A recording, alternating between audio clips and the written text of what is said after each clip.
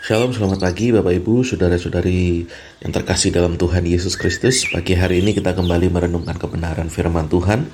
Firman Tuhan hari ini sudah sampai pada 2 Samuel 21 ayat yang ke-22. Keempat orang ini termasuk keturunan raksasa di Gad.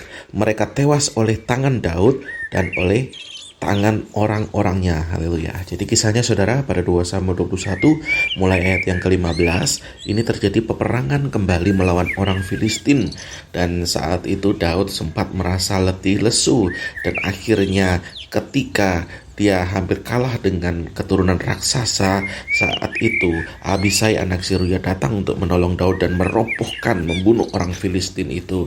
Dan banyak saudara keturunan-keturunan raksasa, bahkan orang yang seperti Goliat itu ada lagi yang harus dikalahkan.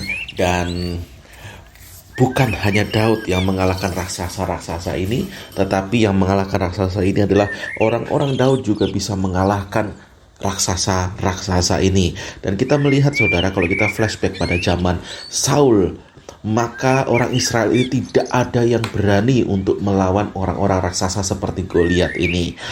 Mereka mundur dan mereka hanya bisa menunggu dan siapa yang akan bisa melawan orang-orang raksasa ini. Tetapi ketika di zaman Daud memerintah, bahkan orang-orang Daud tidak punya yang namanya rasa takut dan gentar untuk menghadapi raksasa itu. Ini adalah perubahan psikologis yang luar biasa, saudara.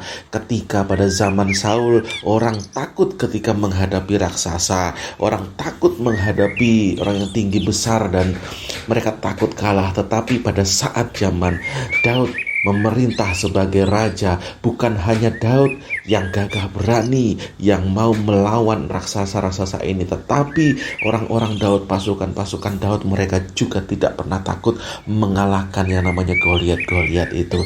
Artinya apa, saudara? Daud sudah menjadi inspirasi bahwa ketika Tuhan bersama kita, tidak ada satupun yang bisa mengalahkan kita. Hari ini Daud menginspirasi kita juga bahwa setiap masalah yang ada kita hadapi, ketika kita bersama dengan Tuhan, ketika kita berjalan maju dengan nama Tuhan yang ajaib, maka tidak ada satupun raksasa yang akan bisa menghalangi hidup kita. Di ayat 22 jelas dikatakan ada 4 orang yang termasuk keturunan raksasa di Gad itu, semuanya tewas di tangan Daud dan oleh tangan orang-orangnya.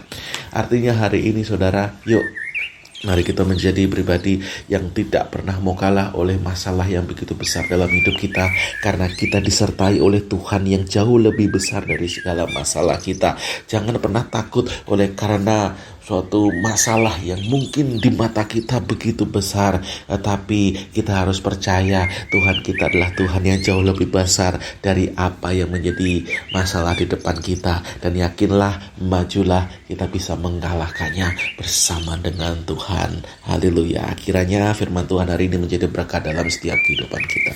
Tuhan Yesus memberkati.